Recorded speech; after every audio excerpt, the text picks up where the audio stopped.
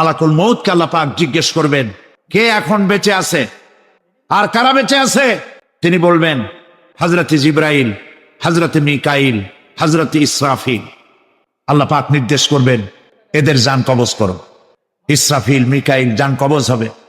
হযরত জিবরাইল আমিন শাদীদুল কুওয়া, প্রচন্ড ক্ষমতা আল্লাহ তাকে দান করেছেন, সুবহানাল্লাহ বলেন। দুনিয়ার সব নবীদের কাছে বাণী বহন করে নিয়ে আসছেন পূর্ণ অথেন্টিসিটির সাথে, সুবহানাল্লাহ।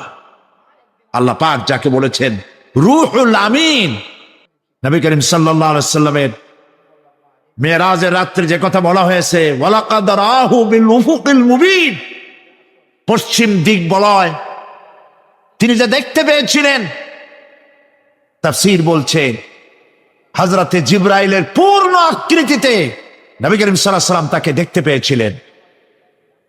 হযরতে জিবরাইল যখন দুনিয়া আসেন, কোন কোন কিতাবে লেখা হয়েছে 600 ডানা আছে, তা 2 ঝাপটায় আকাশ থেকে জমিনে চলে আসেন, সুবহানাল্লাহ। হযরতে জিবরাইলকে আল্লাহ পাক বলবেন তাকে মওত দাও, হযরতে জিবরাইলও বিদায় হয়ে যাবে। আল্লাহ প্রশ্ন করবেন, এখন আর কে বাকি? মান বাকিয়া ইয়া মালাকাল মউত। মালাকুল মউত বলবেন, হে আল্লাহ তাআলা, এখন তোমার সামনে আমি দাঁড়িয়ে আছি, আর কেউ নেই। আল্লাহ পাক বলবেন, মুত ইয়া মালাকাল মউত। আল্লাহু আকবার, মুত ইয়া মালাকুল মউত, মরে যা, মরে যা। মালাকাল মউত মরে চলে যাবে। এরপরে আর কেউ নাই। আল্লাহ রাব্বুল আলামিন এই অবস্থায় কত বছর কত কাল চলে যাবে আল্লাহ পাক ভালো জানেন, কেউ নাই। আজকের রাজত্ব কার? আল্লাহ প্রশ্ন করবেন, আজকের রাজত্ব কার? কোনো জবাব নাই, আকাশের নাই, জমিনের নাই, আকাশও তো নাই, কারো কোনো জবাব নাই। আল্লাহ পাক বলবেন, লিল্লাহি ওয়াহিদুল কাহ্হার। আজ একমাত্র রাজত্ব হচ্ছে পরাক্রমশালী আল্লাহ রাব্বুল আলামিনের। আল্লাহ পাক বলবেন, ইয়া দুনিয়া আইনা শাজারুকি, হে পৃথিবী তোর গাছগুলা কই? ইয়া দুনিয়া আইনা জিবালুকি, হে পৃথিবী তোর পাহাড়গুলা কই? আইনাল জব্বারিন, স্বৈরাচারেরা কোথায়? কারো কোনো জবাব হবে না। আল্লাহ পাক এরপরে আবার মানুষগুলিকে চিন্তা করবে, সুবহানাল্লাহ। ওয়াইজাল কুবুরু বুসিরা, যা কিছু মাটির মধ্যে লুক্কায়িত ছিল সবগুলি আল্লাহ পাক বের করে নিয়ে আসবেন। হাসরের ময়দান হবে, উপস্থিত হবে সমস্ত মানুষ, কেউ পলায় থাকতে পারবে না কোথাও। কুমিরে যারা খাইছে, বাঘে যারা খেয়েছে, আগুনে যারা পোড়াইছে, পানিতে যে পচে গেছে, পোকামাকড়ে যারা খেয়েছে, কোনো পথ নাই। সবাই আল্লাহর দরবারে উঠবে। পায়ে জুতা নাই, মাথায় কাপড় নাই, পরনে কোনো কাপড় চোপড় নাই, উলঙ্গ উলঙ্গিনী। কিয়ামতের এই বিভীষিকাময় দৃশ্য দেখে মানুষের দিকে তাকাবার কোনো হুঁশ থাকবে না। সব মানুষ উপরের দিকে তাকায় থাকবে, নিচে তাকাবার কারো কোনো ক্ষমতা থাকবে না। মানুষ অস্থির হয়ে যাবে। সেই হাসরের ময়দান, বিচারক আল্লাহ রাব্বুল আলামিন প্রত্যেকটি মানুষকে তার কৃতকর্মের জন্য হিসাব দিতে হবে। আল্লাহ রাব্বুল আলামিন বলেন, পরকালীন জীবনের ব্যবস্থাপনাটা কেমনে হবে শোনো। ইন্নাস সামআ ওয়াল বাসারা ওয়াল ফুআদা কুল্লু উলাইকা কানা আনহু মাসউলা। কিয়ামতের দিন প্রত্যেকটি মানুষকে তার শ্রবণ সম্পর্কে, তার দৃষ্টি সম্পর্কে আর অন্তঃকরণের কল্পনা সম্পর্কে প্রত্যেকটি ব্যাপারে আল্লাহ পাক জিজ্ঞাসা করবেন। কান দিয়েছিলাম, কি শুনেছ? যা শুনছো তা আমল করেছো কিনা? আমার নিষেধ করা জিনিসগুলি শুনছো নাকি? কানের জবাব দিতে হবে। কান আল্লাহ পাক দিয়েছেন, সুবহানাল্লাহ। আল্লাহ পাক দিয়েছেন কান। এই কান দুটো যার নাই, কান আছে শুনতে পায় না, কত বড় কষ্টে আছে সে। মানুষের চিল্লায় কথা কয়, সে বুঝেই না। আছে না এমন? এই কানের সম্পর্কে প্রশ্ন করা হবে, শ্রবণ সম্পর্কে, দর্শন সম্পর্কে প্রশ্ন করা হবে। যা দেখতে নিষেধ করেছি সেগুলো দেখছো নাকি? এর শুকরিয়া আদায় করেছো নাকি? দুটি চোখ, এর শকর আদায় করা কি সম্ভব ভাই? আদায় করা সম্ভব? এই দুটি চোখ যদি না থাকতো, আমার গর্ভধারিণী মাকে দেখতে পারতাম না। এই সুন্দর চোখ দুটি যদি আল্লাহ না দিতেন, আল্লাহর এই সুন্দর সৃষ্টি দেখা থেকে বঞ্চিত হয়ে যেতাম। আল্লাহকে বলি, মনিব, হে বিশাল আকাশের মালিক, তুমি দয়া করে না চাইতে আমাদের শরীরে যা দিছো নিয়ামত, মৃত্যুর আগে সিনায় নিও না। দুটি চোখের শকর আদায় করতে পারবো না। চোখের মধ্যে পানি আছে, কান্নার পানি না, সবসময় চোখে পানি আছে। চোখে আমরা পলক দেই না? কত কুদরত আল্লাহ পাকে। এই পৃথিবীতে দিনে রাতে অসংখ্য পলুয়েশন, রোগ জীবাণু সমানে উঠতেছে। এখন যদি মাইক্রোস্কোপ যন্ত্র এখানে থাকতো, তাহলে দেখতেন এই পরিবেশটা কত দূষিত, কত পলুয়েশন, কত জার। এগুলি নাকের মধ্য দিয়ে পেটে যাচ্ছে, চোখের মধ্যে ঢুকতেছে। ক্রমাগত চোখের ভিতরে ধুলাবালি ঢুকবে, আর পরিষ্কারের কোনো ব্যবস্থা যদি না করা হয়, চোখের দৃষ্টি নষ্ট হয়ে যেতে পারে। এই জন্য আল্লাহ রাব্বুল আলামিন চোখের ভিতরে মেডিসিন রূপী এক প্রকারের পানি রেখেছেন, আর অটোমেটিক চোখের পাতা ওঠা নামা করে প্রতি মুহূর্তে চোখকে ক্লিন করে দিতেছে। এই চোখ সম্পর্কে আল্লাহ রাব্বুল আলামিন প্রশ্ন করবেন, অন্তঃকরণ সম্পর্কে প্রশ্ন করবেন। জবাব দেওয়া সেদিন বড়ই কঠিন হয়ে যাবে। এই জন্য আল্লাহ রাব্বুল আলামিন দুনিয়াবাসীকে সতর্ক করে দিচ্ছেন। তিনি আরো বলছেন, ওয়ালাকাদ খালাকনাল ইনসানা ওয়া না'লামু মা তুওয়াসবিসু বিহি নাফসু ওয়া নাহনু আকরাবু ইলাইহি মিন হাবলিল ওয়ারিদ। মানুষ সৃষ্টি করেছি আমি, তার অন্তঃকরণে কি চিন্তা হয়, কি কল্পনা হয় তাও জানি আমি। আর আমি আমার বান্দার যেই সাহারাগের উপরে মাথাটা খাড়া আছে, ঠিক আজ অনুরূপ ভাবে ইরাকের উপরে যে হামলা হচ্ছে, পৃথিবীর মুসলমানেরা নিজেদের জমিন ছেড়ে দিচ্ছে। আমার জমিনের উপরে দাঁড়াই আমার বাইরে পিটাও, আমি তোমার নৌবাহিনীকে, তোমার ল্যান্ড ফোর্সকে জায়গা করে দিলাম। এই যদি দেয়, আল্লাহ পাক সাহায্য কেন করবে? আল্লাহর ওয়াদা, আল্লাহর সাহায্যের ওয়াদা তো মুমিনদের জন্য। ওয়া কানা হাক্কান আলাইনা নাসরুল মুমিনিন, মুমিনদেরকে সাহায্য করা আমি আল্লাহর জন্য ওয়াজিব। আল্লাহ রাব্বুল আলামিন কোরআনে কারীমের মধ্যে বলেছেন, ওয়ালা তাহিনু ওয়ালা তাহজানু ওয়া আনতুমুল আলাউনা ইন কুনতুম মুমিনিন। কোনো ভয় নাই, কোনো চিন্তা নাই, যদি মুমিন হও আমি আল্লাহ তোমাদেরকে বিজয় দান করব। ইজা ফাতাশ শাত ফাতাল মাশরুত।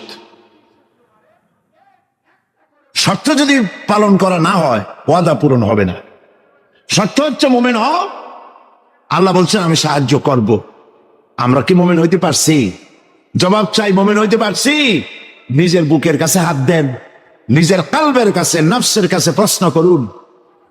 আল্লাহ যে মুসলমান চান, রসুল যে মুসলমান চান, যে কোয়ালিটির, আমি কি সেই কোয়ালিটি, সেই রিকোয়ারমেন্ট আমি কি ফুলফিল করতে পেরেছি? মন থেকে একটা নেগেটিভ জবাব আসবে, মন বলবে না এখনো হইতে পারো নাই।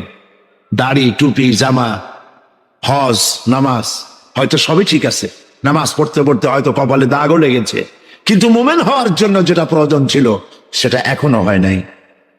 কোরআন শরীফে 114টি সূরার প্রত্যেকটি সূরার শিরোনামে আছে বিসমিল্লাহির রহমানির রহিম, একটা সূরায় নাই। কোন সূরা? কেন নাই? এই জন্য নাই যেহেতু এই সূরা নাজিলের সময় আল্লাহ পাক এটা বলেন নাই। জিবরাইল আলাইহিস সালাম যখন নবী করিম সাল্লাল্লাহু আলাইহি ওয়াসাল্লামের কাছে এটা তেলাওয়াত করে শোনায়েছেন, তিনি বিসমিল্লাহ তখন বলেন নাই। নবী করিম সাল্লাল্লাহু আলাইহি ওয়াসাল্লাম যখন সাহাবায়ে কিরামকে লিখতে বলেছেন, কাতেবে ওহী যারা ছিলেন, তখন তিনি এই সূরার প্রথমে বিসমিল্লাহ বলেন নাই, তাই বিসমিল্লাহ এখানে লেখা হয় নাই। তার মানে হচ্ছে কোরআন শরীফ বিন্যাস করা, এর শব্দ বিন্যাস, সূরা বিন্যাস, এর সবকিছুকে বিন্যস্ত করার দায়িত্ব ছিল আল্লাহ পাকের। সুবহানাল্লাহ। আল্লাহ রাব্বুল আলামিন কোরআনে কারীমের মধ্যে বলেছেন, ইন্না নাহনু নাযালনা যিকরা ওয়া ইন্না লাহু লাহাফিজুন। কোরআন নাজিল করেছি আমি আল্লাহ, আর এর সংরক্ষণের সবটুকু দায়িত্ব আল্লাহ রাব্বুল আলামিন নিজেই গ্রহণ করেছেন, আমি গ্রহণ করেছি। নাজিল করছি আমি, হেফাজত করব আমি। কে? বলেন সবাই, আমি হেফাজত করবো এটাকে। আল্লাহ পাক গ্যারান্টি দিচ্ছেন, ওয়ালাউ তাকাওয়ালা আলাইনা বা'দাল আকাবিল। আমার নবী যদি নিজের থেকে বানিয়ে কোনো কথা আমি আল্লাহর নামে কোরআন শরীফের ভিতরে চালায় দিতেন, আমি আমার নবীর ডান হাত চেপে ধরতাম, আর তার কণ্ঠ নালীকে আমি আল্লাহ কেটে ফেলে দিতাম। কত বড় কথা! হযরতে নবী করিম সাল্লাল্লাহু আলাইহি ওয়াসাল্লাম যখন হযরত খাদিজা রাদিয়াল্লাহু তাআলা আনহার কাছে যখন দ্বীনের দাওয়াত দিলেন, কালেমার দাওয়াত দিলেন, এক সেকেন্ডও তিনি দেরি করেন নাই। চিন্তা করেন না, আপনি নিজেকে বহুত ফেরেশতা রূপে আপনি বলতে পারেন যে আমি একেবারে অ্যাঞ্জেলিক ক্যারেক্টারের লোক, ফেরেশতা চরিত্রের মানুষ, বাইরে গিয়ে বহুত কথা বলতে পারেন, এমনকি বাইরে গিয়ে অনেক মুরিদও বানাইতে পারেন। পীর সাহেবদেরকে জিজ্ঞেস করা উচিত যে আপনার বউ আপনার কাছে মুরিদ হয়েছে কিনা। বউ মুরিদ করে এত সহজ না। একজন পীরেরই দেখছিলাম একটা বইয়ের মধ্যে গল্প, বউ তাকে পীর মানতেই চায় না, বহুত চেষ্টা করছে মুরিদ বানাবার জন্য, পারেনি। একদিন বউকে কেরামতি দেখাবার জন্য সে রান্না করতেছিল বাইরে, ওটার উপর দিয়ে সে উড়ে গেল। এরপরে সে নামলো, বউ তাকে দেখে বলে, দেখছো তুমি তো পীরগিরি করো, এই যে একটা লোক কেবলমাত্র পাগড়ি বাঁধতে মাথার উপর দিয়ে উড়ে গেল, তুমি কি এরকম পারো? আরে বেটি, আমি তো উড়ে গেলাম তোমার দেখাবার জন্য, তুমি বিশ্বাস করো না। ও, সেই জন্য তো একটু টাইট হয়ে গেছো, সোজা হয়ে যেতে পারো নাই। বউ তো তার স্বামীর জন্য জীবন দিতে পারে, তার ভালোবাসা সবটা উজাড় করে দিতে পারে, কিন্তু ঈমান আনা সহজ নয়। যেহেতু বউ, আপনি সবাইকে ফাঁকি দিতে পারবেন, আপনার স্ত্রীকে কখনো ফাঁকি দিতে পারবেন না। আপনি কোথায় যান, কত রাত্রে বাড়ি ফেরেন, কার সঙ্গে টেলিফোনে কথা বলেন, আপনার ইনস অ্যান্ড আউট, ভেতর এবং বাইরের সব সূর্যের মতো পরিষ্কার আপনার স্ত্রীর কাছে। এই জন্য নবী করিম সাল্লাল্লাহু আলাইহি ওয়াসাল্লাম বলেছেন, তোমাদের মধ্যে উত্তম সেই ব্যক্তি যে ব্যক্তি তার স্ত্রীর কাছে উত্তম। আমি আমার স্ত্রীদের কাছে উত্তম ব্যক্তি।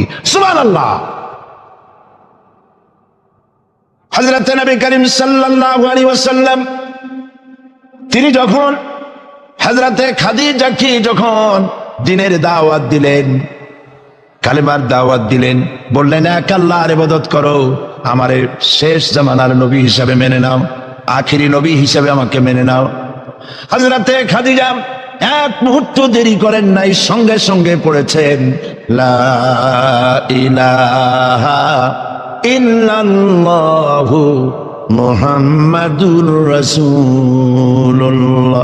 আমরা তো আরবে বক্তৃতা শুনতেছি, আর ইরাকের মুসলমানদের ঘুম হারাম হয়ে গেছে, খাবার নাই।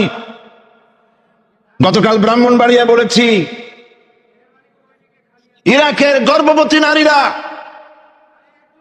তারা ডাক্তার সরকারের কাছে দাবি জানাইছিল যুদ্ধের একদিন আগে, বলছিল আমাদেরকে অপারেশন করে বাচ্চাগুলো বের করে দাও, আমরা এদের বিরুদ্ধে লড়াই করে শহীদ হয়ে মরতে চাই।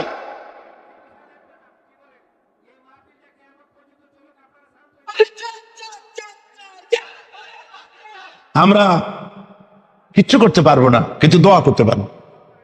কি করতে পারবো? তবে দোয়া কবুল হোক আর না হোক এই নিয়ে তাড়াহুড়ো করবেন না। অনেকে মনে করে দোয়া তো করছিলাম, আফগানের জন্য হয়েছে কি? এই জাতীয় কথা বলা ইমানের বিপরীত, ইমানের খেলাফ। আপনার দোয়া কবুল করতে আল্লাহ বাধ্য নন। ফাআলুল লিমা ইউরিদ, যা খুশি তাই করেন। সুবহানাল্লাহ বলো। এই দোয়া যে করি, এই দোয়া কবুল আজ হবে, কাল হবে, অথবা 5 বছর 10 বছর পরে হবে, অথবা কবুল যদি না হয়, শাহনশাহ রব্বুল আলামিনের দরবারে দোয়া করা হয়েছে, এজন্য আল্লাহ পাক কিয়ামতে মর্যাদা বৃদ্ধি করে দিবেন। দোয়া করতেই হবে, দোয়া ছাড়া পথ নাই। কাজে বসবেন, হাঁটাহাঁটি করা ঠিক না। হযরতে খাদিজাতুল কুবরা রাদিয়াল্লাহু তাআলা আনহা ঈমান এনে কালেমা পড়ে বললেন কি জানেন? বললেন আবাল কাসেম, হে কাসেমের পিতা, হে কাসেমের পিতা, আমি বিগত 15টি বছর আপনার সাথে ছিলাম স্ত্রী হিসেবে। আমি আপনার মধ্যে যে আচরণ দেখেছি, যে আখলাক দেখেছি, এটা কোনো সাধারণ মানুষের হতে পারে না। আপনি অবশ্যই আল্লাহর নবী, বিন্দুমাত্র সন্দেহ আমার নাই। সুবহানাল্লাহ। প্রিয় ভাই সব, সেই নবীদের জন্য 3টি শর্তের কথা বলেছিলাম। একটা হলো ওহী, একটা মুজিজা, একটা উন্নত মানের চরিত্র। ওহী ছাড়া নবী হওয়া যায় না। এই কোরআন সর্বশেষ ওহী মুহাম্মদ সাল্লাল্লাহু আলাইহি ওয়াসাল্লামের পরে। এরপরে আল্লাহর কোনো ওহী আসবে না, একটা শব্দ আসবে না পৃথিবীর মানুষের জন্য। কমপ্লিট করে দেওয়া হয়েছে। আল ইয়াউমা আকমালতু লাকুম দীনাকুম ওয়া আতমামতু আলাইকুম নি'মাতি ওয়া রাদিতু লাকুমুল ইসলাম দীনা। এটাকে কমপ্লিট করা হয়েছে আল্লাহর পক্ষ থেকে। পৃথিবীর মানুষের জন্য আর একটি শব্দ প্রয়োজন নাই। বিজ্ঞানের আবিষ্কার যত বাড়ুক, কোরআন শরীফের কিচ্ছু তাতে আসে যায় না। যদি কোন আহাম্মক বলে যে বর্তমান হলো বিজ্ঞানের যুগ, কোরআন নাজিল হয়েছে কত বছর আগে? 1400 বছর আগে কোরআন নাজিল হয়েছে, সেই যুগের কোরআন। আর এখন মডার্ন যুগ, এখন কি এগুলি চলে? আরে বাবা, তোমার বিজ্ঞান ফেলের সামনে। বিজ্ঞানের থিওরি হচ্ছে, বিজ্ঞানের একটি থিওরি এই যে বিজ্ঞানের কোন থিওরি ফাইনাল নয়। আজকে এক বিজ্ঞানী এক কথা বলে, কালকে আরেকজন আরেক কথা বলে। একদিন তো ডারউইন বলেছে এই মানুষগুলো মানুষ না, সবগুলা বান্দর। ও নিজেও বান্দর। বান্দর কেন?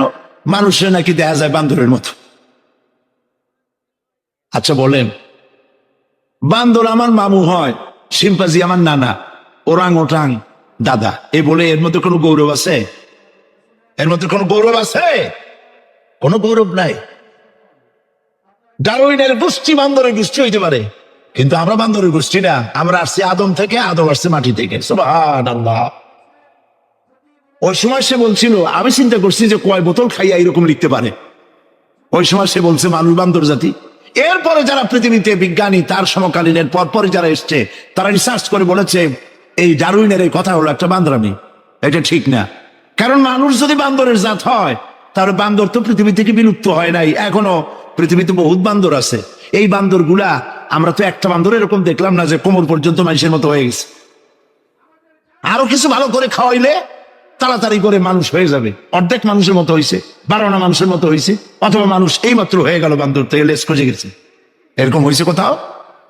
কোন জিনিসের সাথে কোন জিনিসের সিমিলারিটি থাকলে এইটা ওইটার বংশের, এটা কি করে বলা যায়? তো এরকম বলেছে কেন তারা?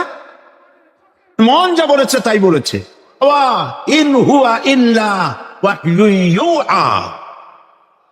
আল্লাহ পাক বলছেন, নবী যা বলেন, কোরআনের নামে যা বলেন, সব ওহী।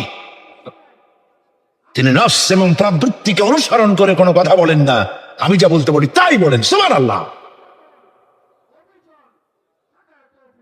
সুতরাং নবী করিম সাল্লাল্লাহু আলাইহি ওয়াসাল্লামের কাছে কোরআন এসেছিল এই কারণে যে কোরআন দিয়ে তিনি একটি সমাজ বিপ্লব করবেন, তাবিজ লাগবেন, এই জন্য কোরআন আসে নাই। বোঝেন কিনা কথা? এই যে দেখুন আমার হাতে কোরআন শরীফ একটা আছে, ছাপা হয়েছে সুলেমানিয়া বুক হাউস, বাংলা বাজার, ঢাকা। কে তাদেরকে অধিকার দিল কোরআন শরীফ সেবে কোরআনের মধ্যে তাবিজের নকশা আঁকা?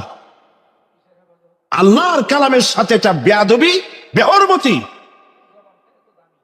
এই জাতীয় কোরআন শরীফ বাজারে পাইলে আপনারা কিনবেন না। কোরআন শরীফ নাম্বার দিয়ে তাবিজ দেখার কোন অধিকার ইসলাম কাউকে দেয় নাই। কোরআন শরীফকে জাতির কাছে হালকা করেছে তাবিজের ব্যবসা দিয়ে। এটাকে একটা তাবিজের কিতাব বলে মনে করা হয়েছে। দেখুন সূরা ফাতিহা, এই নকশা গলায় বাঁধিয়ে রাখিলে মুক্তি পাওয়া যায় রোগ হইতে। সূরা মারিয়াম পেটে বাঁধিয়ে রাখলে বাচ্চা হবে তাড়াতাড়ি। সূরা ইউসুফ, এই নকশা গলার সাথে ঝুলায় রাখলে বিয়ে হবে তাড়াতাড়ি, কাঙ্ক্ষিত প্রেমিকাকে পাওয়া যাবে। এই জাতীয় আল্লাহর কালামের সাথে তামসা করেছে এরা, নাউজুবিল্লাহ বলে। তাবিজগুলো কি? কতগুলো দাগ দেওয়া, আর তার মধ্যে 573, 6072, 286, 1382 হারাম। আপনি 786 10 লক্ষ বার যদি দেখেন, একবার বিসমিল্লাহর সমান হবে না। ইমানকে সাফ করতে হবে। কোরআন শরীফ তাবিজ দেখার জন্য আসে না। নবী করিম সাল্লাল্লাহু আলাইহি ওয়াসাল্লাম তাবিজ লেখেন নাই, অনুমতি দেন নাই। সাহাবায়ে কেরামের একজন সাহাবীও তাবিজ লেখেন না। ঝাড় ফুকের ব্যাপারে ইসলাম অনুমতি দিয়েছে। নবী করিম সাল্লাল্লাহু আলাইহি ওয়াসাল্লাম নিজে ঝাড় ফুক করেছেন, সাহাবায়ে কেরাম করেছেন। তাবিজ লেখে লেখা ধান্দাবাজি কারে কয়? বলে যে টিউবওয়েলের পানি, কুয়ার পানি, খালার পানি, বেড়ের পানি, ড্রেনের পানি, পুকুরের পানি, নদীর পানি, 7 জায়গা দিয়ে পানি আনবা। জাফরানের কালি, তারপরে কালিজিরার ছাতু, এইগুলো মিশাইয়া এরপরে দাগ দাগ দিয়ে তাবিজ লিখলো। তারপরে লেখে এক এক পাশে ইয়া জিব্রাইল, ইয়া মিকাইল, ইয়া ইসরাফিল, ইয়া জিব্রাইল, হাবিজাবি কতগুলো লিখিয়া এই জাতীয় যা খুশি আল্লাহর ফেরেশতাদের নাম লিখে গলায় ঝুলাবার কোনো মানে নাই। এগুলি করে কোরআন শরীফকে বেহুরমতি করা হয়েছে। নাউজুবিল্লাহ বলেন। বিশ্বাস করুন, কোরআন তাবিজ লেখার জন্য আসে নাই। কোরআন এসেছে ভাগ্য পরিবর্তন করার জন্য। আল্লাহ রাব্বুল আলামিন বলেন, তাহা মা আনজালনা আলাইকাল কুরআনা লিতাশকা।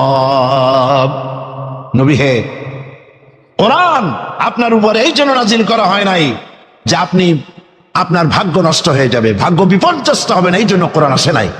কোরআন এসেছে ভাগ্যকে সুপ্রসন্ন করার জন্য। সুবহানাল্লাহ। সেই কোরআনের সাথে সম্পর্ক করেছি তাবিজের, কোরআনের সাথে সম্পর্ক করেছি চুমা দেওয়ার, মাথায় রাখার, বুকে লাগাবার। হ্যাঁ ঠিক আছে, কোরআন শরীফ মাথায় লাগাবো না, কি লাগাবো? চুমা কোরআনে দেবো না, কোথায় দেবো? বুকে কোরআন লাগাবো না, তা কোথায় লাগাবো? এটা ঠিক আছে। কিন্তু আপনি বলেন, আপনি ডাক্তারের কাছে গেছেন, আপনি রুগী, ডাক্তার আপনাকে প্যাথোলজিক্যাল টেস্ট করে আপনার ডিজিজ কি তা ফাইন্ড আউট করে আপনাকে দিয়ে দিল, কি দিল? প্রেসক্রিপশন। আপনি প্রেসক্রিপশন গ্লাসের ভিতরে ভিজাইয়া 41 দিন সকালে আর বিকালে পান করলেন, অথবা প্রেসক্রিপশন ভাস করে মাদুরের মধ্যে ঢুকাইয়া গলায় ঝুলাই দিলেন, অথবা প্রেসক্রিপশন সকাল বিকাল চুমা খাইলেন।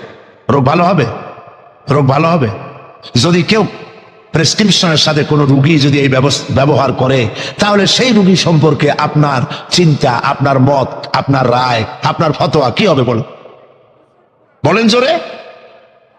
এটা যদি আল্লাহ পাক যদি হন মহান চিকিৎসক, আর এটা যদি হয় সেই মহান চিকিৎসকের পক্ষ থেকে বিশ্ববাসীর সমগ্র রোগের জন্য মহা চিকিৎসাপত্র প্রেসক্রিপশন, তাহলে এই প্রেসক্রিপশনের সাথে যারা ওই জাতীয় ব্যবহার করে তাদেরকে কি বলবে? এবারের ফতোয়া নিজের গায়ে পড়বে। বাচ্চা বড় হইতে পারে না, মায়ের পেট থেকে বাচ্চা আসছে, সমানে এতগুলো তাবিজ ঝুলাই দিছে গলায়। বাচ্চা যদি কথা বলতে পারতো তাহলে বলতো যে আল্লাহ কি অপরাধ করছে, এর চেয়ে তো মায়ের পেটে ভালো ছিলাম, এগুলো তো জাগাইতেও পারি না। কতগুলো তাবিজ, এরপরে কালো সুতা, হলুদ সুতা, লাল সুতা কোথায় পাইছো? আজমির শরীফ থেকে আনছি। হারাম। পীর সাহেবদের কাছে যাওয়া হয় আর তারা ফু দিয়া সুতায় গিরে গিরে দিয়ে দেয়। হারাম। কেন সুতায় গিরে দিবেন? মুসলমান ছাগলের বাচ্চা নয় যে দড়ি দিয়ে সুতা দিয়ে আপনি বাঁধবেন। আপনাদের শরীরে যদি তাবিজ থাকে, বাড়ি যদি কারো থাকে, সব খুলে নদীতে ফেলে দেন। আলাইসাল্লাহু বিকাফিন আবদা, আল্লাহ পাক বলছেন আমি কি আমার বান্দার জন্য যথেষ্ট নই? আলাইসাল্লাহু বিকাফিন আবদা, আমি আল্লাহ আমার বান্দার জন্য যথেষ্ট নই? চিল্লায় বলেন অবশ্যই যথেষ্ট। ওয়াইজা সাআলতা ফাসআলিল্লাহ ওয়াইজা ইসতাআনতা ফাসতাইন বিল্লাহ, যা বলার এক মহান সত্তার কাছে বলো, যা চাওয়ার এক মহান সত্তার কাছে চাও। তিনি কে? তিনি হচ্ছেন আল্লাহ পাক। সুবহানাল্লাহ বলেন, সুবহানাল্লাহ। প্রিয় ভাই সাহেব, যারা মাজারে যায়, ওই যে মাজার আছে সিলেট শাহজালালের রহমতুল্লাহ আলাইহির মাজার, আজমিরে আছে খাজা মুঈনুদ্দিন চিশতি রহমতুল্লাহ আলাইহির মাজার, বাগদাদে আছে হযরত বড় পীর মহিউদ্দিন আব্দুল কাদের জিলানী রহমতুল্লাহ আলাইহির মাজার। বাংলাদেশ থেকে লোকেরা তাদের পয়সা করি আছে, সব জায়গায় যায়। কেন যায়? 15 বছর বিয়ে করছে, বাচ্চা হয় না, মামলা করেছে হাইকোর্ট, সুপ্রিম কোর্ট, সব জায়গায় বেকায়দা, ব্যবসা করে খালি লাল বাতি জ্বলে, ওষুধপত্র খায়, রোগ ভালো হয় না, চলে গেল মাজারে। একটু সময়ের জন্য কমন সেন্সের কমন বাদ দিয়া শুধু সেন্স দিয়া চিন্তা করেন। যার কাছে আপনি আপনার অভিযোগ বলতে গেছেন, এই 3 জন অলির কথাই ধরি, বাকিদের পরে ধরি। ওনাদের মাতৃভাষা কি? শাহজালাল রহমতুল্লাহ আলাইহির মাতৃভাষা কি? আরবি। বলেন কি? আরবি। ইয়েমেন থেকে তিনি এসেছিলেন, আরবি। খাজা মুন্সি রহমতুল্লাহ আলাইহির মাতৃভাষা আরবি। হযরতে বড় পীর আব্দুল কাদের জিলানী রহমতুল্লাহ আলাইহির মাতৃভাষা আরবি। আপনি গিয়ে বাংলায় বললেন, খাজা বাবা আমার তো 15 বছর বিয়ে করছি, বাচ্চা মোটে হয় না, এখন করবো কি? আপনার কথা খুব বুঝছেন তিনি, তাই না? খুব বুঝেছেন। গেল 1 নম্বর মিসফায়ার। 2 নম্বরে, আপনি যে কবরের কাছে গিয়ে এই কথাগুলি বলছেন, তিনি যে কবরে আছেন তার গ্যারান্টি কি? ওখানে তো তিনি নাও থাকতে পারেন। সাধারণ এমপি মন্ত্রী কোন জেলায় যদি যায়, সরকারের মেহমানখানা আছে, নাম কি? Circuit house. মেহমান সে আন্দাজে সরকারের তেমন ব্যবস্থা আছে, ডাকবাংলা আছে, রেস্ট হাউস আছে, সার্কিট হাউস আছে, ঠিক না? 2 রকমের মেহমান। এক প্রকার হলো ভিআইপি, আর এক প্রকার হচ্ছে নিকৃষ্ট, চোর ডাকাত, এরাও সরকারের মেহমান। চোর ডাকাত, মুচ্ছা বদমাস, সন্ত্রাসী, ওরা যদি মেহমান হয়ে পুলিশে, এদের ধরবে কারা? এই মেহমানদের ধরবে পুলিশে, ধরে নিয়ে ওদের জন্য মেহমান খানা হলো হাজত, হাজতের মধ্যে থুয়ে দেবে, কনভিক্টেড হলে পরে জেলখানার মধ্যে ঢুকাই দেবে, ঠিক কিনা? আর যদি এমপি হয়, মন্ত্রী হয়, প্রধানমন্ত্রী হয়, তা থাকার জন্য প্রত্যেকটা জেলায় গভর্নমেন্ট সার্কিট হাউস করে রেখেছে। এই সব মন্ত্রী প্রধানমন্ত্রীর চাইতে ওলিউল্লাহ, আল্লাহর ওলি যারা, তাদের মর্যাদা আল্লাহর কাছে অনেক বেশি। তারা ইন্তেকাল করবেন আর আল্লাহ ওই মাটির মধ্যে ভরাই তবে আল্লাহর কোন রেস্ট হাউস থাকতে নাই, আল্লাহর কোন গেস্ট হাউস থাকতে নাই। হয়তো তিনি কবরে নাই, গেস্ট হাউসে তিনি আরাম ফরমাচ্ছেন। 2 নম্বর মিসফায়ার। 3 নম্বরে, কবরে যদি থাকেও তখন তিনি ঘুমে আছেন না চেতনা আছে? যদি ঘুমের মধ্যে থাকে তাহলে 3 নম্বর মিসফায়ার, কোনো কামে লাগলো না। এই জন্য চাইতে হবে এমন মহান সত্তার কাছে যিনি কখনো ঘুমান না, লা তাখুযুহু সিনাতুন ওয়ালা নাওম, যার ঘুমও নাই, তন্দ্রাও নাই। কে তিনি? চিল্লায় বলুন। কলিজাটারে পরিষ্কার করেন, সাফ করে নেন।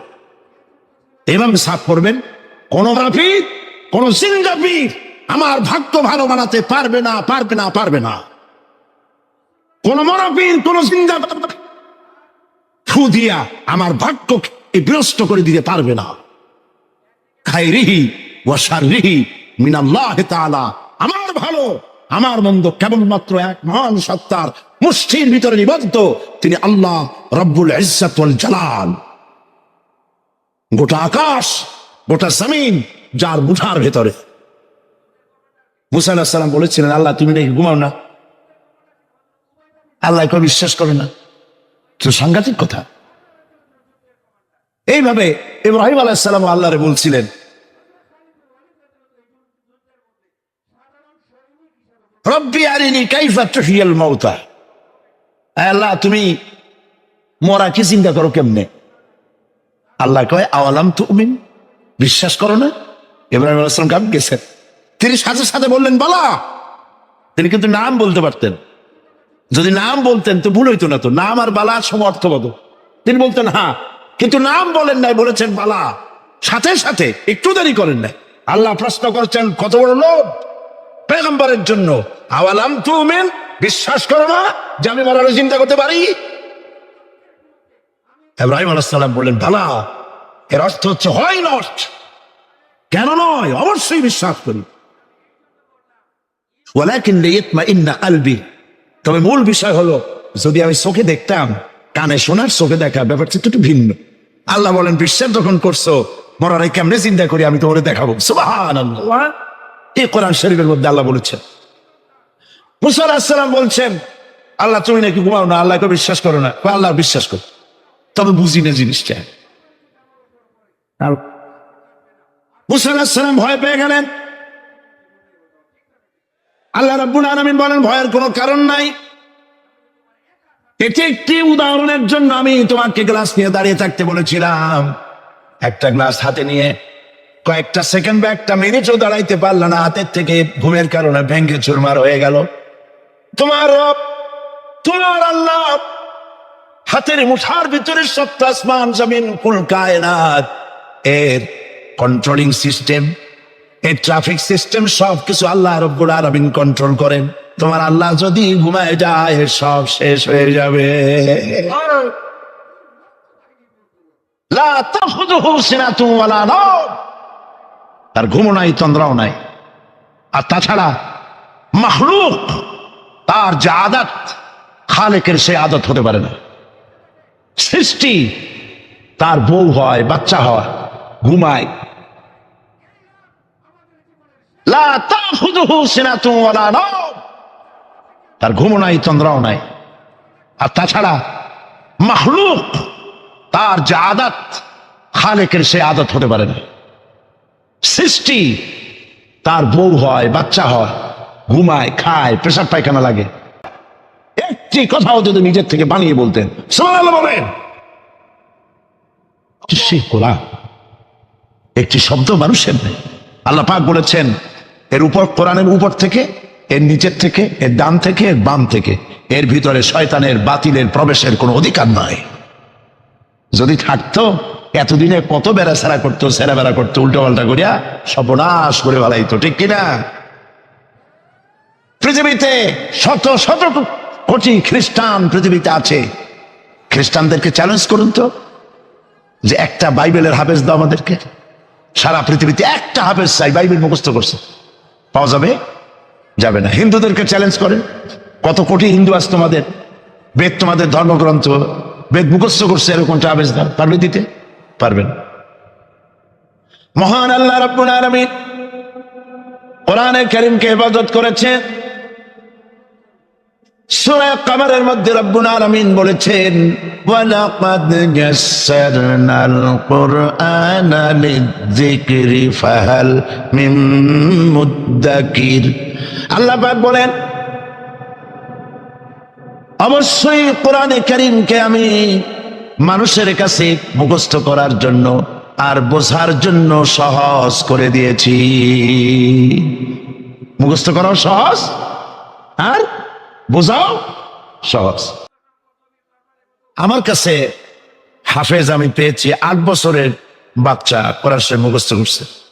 আজকে পত্রিকা দেখলাম একটা ছোট্ট মেয়ের ছবি, 7 বছরের কোরআন শরীফ মুখস্থ করেছে, কোন মৌলানা সাহেবের ছেলে, তার মাও হাফেজ, বাবাও হাফেজ। 7 বছরের ছোট্ট বাচ্চা 30 পারা করেছে। আপনি কি মনে করেন, পাগলামি মনে করেন এত বড় কোরআন শরীফ মুখস্থ করা? 7 বছরের বাচ্চা কোরআন মুখস্থ করছে। আমার কাছে মনে হলো যেন আটলান্টিক মহাসাগর আল্লাহ ঝিনুকের মধ্যে ঢুকাই দিছে। এই যে শরফুদ্দিন খলিফা নাকি একটা ছোট্ট বাচ্চার একটা ক্যাসেট বেরিয়েছে না, তানজানিয়া। লোকেরা বলে, খুব আশ্চর্য হয়ে যায় যে কেউ কেউ তো বলে যে এগুলি কম্পিউটার দিয়ে বানাইছে। যারা আল্লাহর কুদরত বিশ্বাস করে না তারা এরকম বলে। লোকেরা আশ্চর্য হয়ে যায়, এত রকম ছোট ছেলে কোরআন শরীফ মুখস্থ করলো কেমনে? বয়স তার 4 বছর। আসলে বয়স 4 বছর না, আমি আজ থেকে 4 বছর আগেই তার কাছে দেখেছি লন্ডনে। তাহলে হইতেই পারে, আল্লাহ পাক যদি ইচ্ছা করেন করতেই পারে। চিন্তা করে দেখেন না, একটা লোক 40 বছর পর্যন্ত লেখাপড়া জান, লিখতেও পারেন না, পড়তেও পারেন না, নামও সই করতে পারেন না, কোন রাজনৈতিক ব্যক্তিদের সাথে ওঠা বসা করেন নাই, কোন কবি সাহিত্যিকদের সাথে ওঠা বসা করেন নাই। সেই লোকটি 40 বছর পর এমন কথা বললেন রাজনীতির কথা, দুনিয়ার সব রাজনীতি ফেল হয়ে গেল। অর্থনীতির ব্যাপারে, সমাজনীতির ব্যাপারে এমন সব কথা বললেন, দুনিয়া ফেল। 40 বছর যিনি লেখা জানেন না, পড়া জানেন না, লিখতে জানেন না, পড়তে জানেন না, কে তিনি? সাল্লাল্লাহু আলাইহি ওয়াসাল্লাম। আল্লাহ পাক কেন পারবেন না? মরা গাছ দিয়ে ফুল ফুলিয়ে দিতে পারেন, মরুভূমির ভিতরে পানির প্রস্রবণ ঘটিয়ে দিতে পারেন, আমিরকে ফকির করতে পারেন, ফকিরকে আমির করতে পারেন। এই তো আল্লাহ। যালিকুমুল্লাহু রাব্বুকুম, ইনি হচ্ছেন তোমার আমার রব। সুবহানাল্লাহ। কোরআনে কারীমকে একদিকে মুখস্থ করা সহজ, আর মুখস্থ করার জন্য একটি সিস্টেম কোরআন শরীফের মধ্যে আছে, চিন্তা করলে যেগুলি পাওয়া যায়। সেটা হলো এই যে কোরআন যদি কেউ তাড়াতাড়ি পড়ে মনে হবে যেন প্রবন্ধ পড়তেছি, আর যদি থেমে থেমে পড়ে তাহলে মনে হবে যেন কবিতা পড়তেছি। সুবহানাল্লাহ। প্রত্যেকটা লাইনে লাইনে মিল, ছন্দের আকারে কোরআন শরীফ পৃথিবীর সমস্ত সাহিত্যে মানকে ছাড়িয়ে এত উপরে গিয়েছে যেই মান পর্যন্ত পৃথিবীর কোন সাহিত্য কিয়ামত পর্যন্ত পৌঁছতে পারবে না। এর ফাসাহাত, এর বালাগাত, কোরআন শরীফের সাহিত্যিক মান চিরকালের জন্য কালজয়ী, এর পাশেও কেউ দাঁড়াইতে পারবে না। সুবহানাল্লাহ। কি পাগল ছাগল হাবিজাবি নবীয়তের দাবি করে। আচ্ছা, নবীর দাবি করলে তো তার কাছে ওহী আসতে হবে। এই যে ছাগল পাগল যেগুলো নবীর দাবি করলো, নবী করিম সাল্লাল্লাহু আলাইহি ওয়াসাল্লাম ইন্তেকালের পরে 30 জন মিথ্যাবাদী নবুয়তের দাবি করবে, ঠিক না? তো নবী হইতে হইলে 3টা শর্ত লাগে। একটা হলো ওহী আসতে হবে, মুজিজা থাকতে হবে, আর চরিত্র। নবীর কপালে লেখা থাকে না যে উনি নবী, বুকের উপরেও লেখা থাকে না যে ইনি নবী। চরিত্র দিয়েই প্রমাণ হয় ইনি কোনো সাধারণ মানুষ নন, ইনি আল্লাহর নবী। সুবহানাল্লাহ।